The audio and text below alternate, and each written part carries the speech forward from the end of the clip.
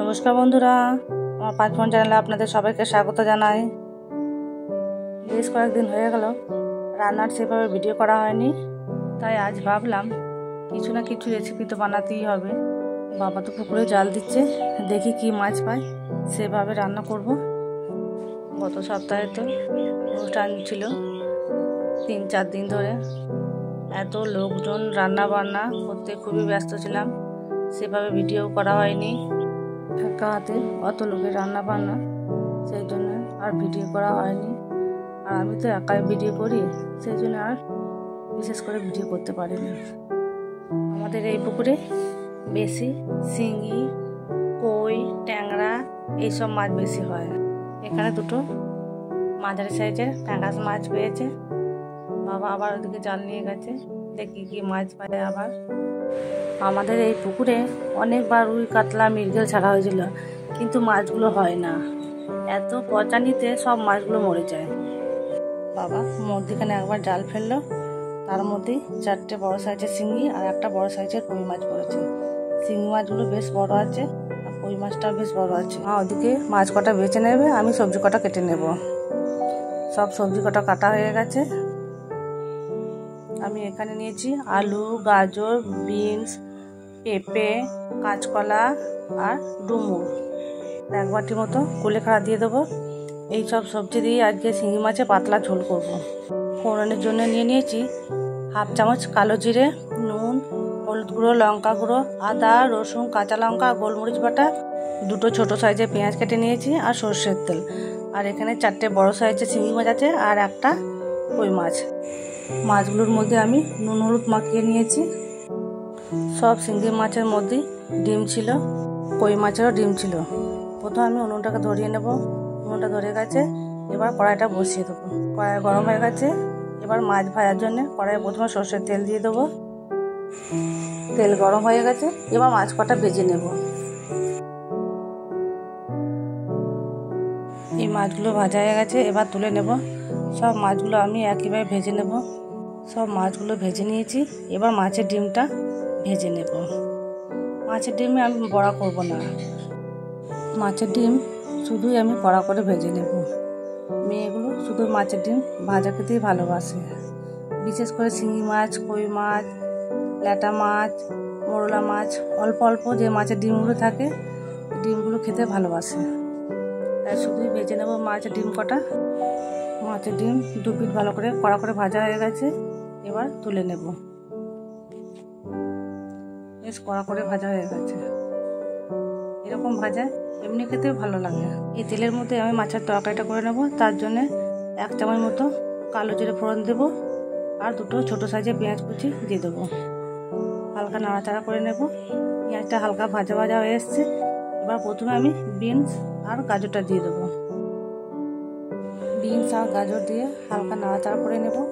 তারপরে আমি বাকি সবজি কটা দিয়ে দেবো। বিনস আর গাজর সেদ্ধ হতে সময় লাগে, তাই আমি বিনস আর গাজরটা আগে হালকা ভেজে নেব, তারপরে বাকি সবজি কটা দিয়ে দেবো। আলু, পেঁপে, কাঁচকলা আর ডুমুর, সব সবজিগুলো দিয়ে আমি ভালো করে নাড়াচাড়া করে নেব। ভালো করে নাড়াচাড়া করে নিয়েছি, এবার এর মধ্যে দিয়ে দেবো 1 চামচ মতো নুন। নুন দিয়ে আবারও ভালো করে নাড়াচাড়া করে আমি 5-10 মিনিট ঢাকা দিয়ে রাখবো। ভালো করে নাড়াচাড়া করে নিয়েছি, এবার আমি ঢাকা দিয়ে রাখবো। 5 মিনিট পর আমি ঢাকা খুলে নেব। ঢাকা খুলে হালকা আবারও নাড়াচাড়া করে নেব। বেশ সবজি থেকে একটু জল বেরিয়ে এসছে, আবার আমি 5 মিনিট তো ঢাকা দিয়ে রাখবো। যতক্ষণ না সবজির জলটা শুকিয়ে আসছে ততক্ষণ আমি ঢাকা দিয়ে রাখবো। সবজিগুলো আমি হালকা আছে এরকম কষিয়ে নেব। আমি একটু একটু করে ঢাকা দেব আর একটু একটু করে নেড়ে নেব। এরকমভাবে আমি 15 মিনিট ধরে রান্না করে নেব। সবজির গা থেকে জলগুলো অনেকটা শুকিয়ে এসছে, এবার আমি মশলা কটা দিয়ে দেবো। প্রথমে দিয়ে দেবো আদা, জিরে, গোলমরিচ আর কাঁচা লঙ্কা বাটা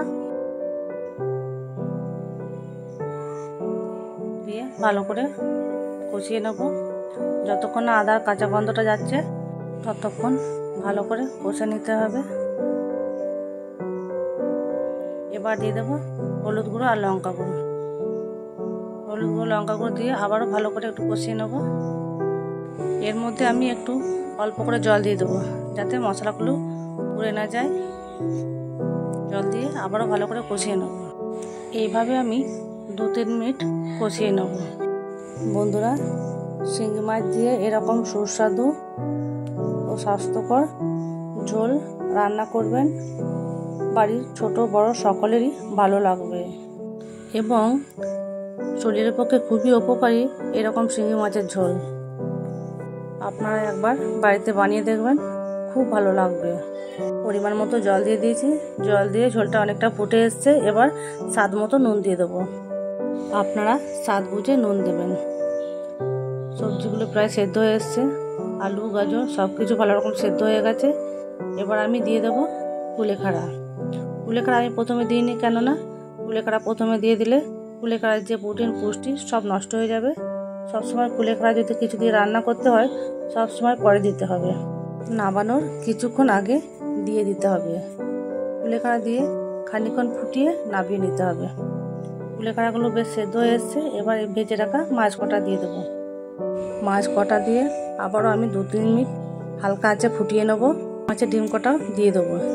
এবার ঝোলের মধ্যে ভালো করে ডুবিয়ে নেব যাতে মাছের গায়ে ঝোলগুলো ভালো রকম ঢুকে যায়। শিঙি মাছের ঝোল সবসময় পাতলায় ভালো লাগে, বেশি গাঢ় করলে হবে না। আমি ঝোলটা বেশ পাতলা পাতলা করে নিয়েছি। দেখুন বন্ধুরা, ঝোলগুলো ভালো রকম ফুটে গেছে, মাছের গায়ে ঝোলগুলো বেশ ঢুকে গেছে। এবার নামিয়ে নেব। ওইদিকে খুব মেঘ করেছে, আকাশ তো কালো হয়ে আসছে, এক্ষুনি মনে হয় বৃষ্টি পড়বে। বন্ধুরা, আপনারা এরকম বাড়িতে শিঙি মাছের পাতলা ঝোল করবেন সবজি দিয়ে, খুব ভালো লাগবে। খুব টেস্টি ও সুস্বাদু ও স্বাস্থ্যকর রেসিপি। বাড়িতে একবার ট্রাই করে দেখবেন, খুব ভালো লাগবে। আপনারা সবাই ভালো থাকবেন, সুস্থ থাকবেন। এতক্ষণ আমার সাথে থাকার জন্য সবাইকে অনেক অনেক ধন্যবাদ। বন্ধুরা, আজ এ পর্যন্তই, দেখা হবে অন্য কোনো ভিডিওতে।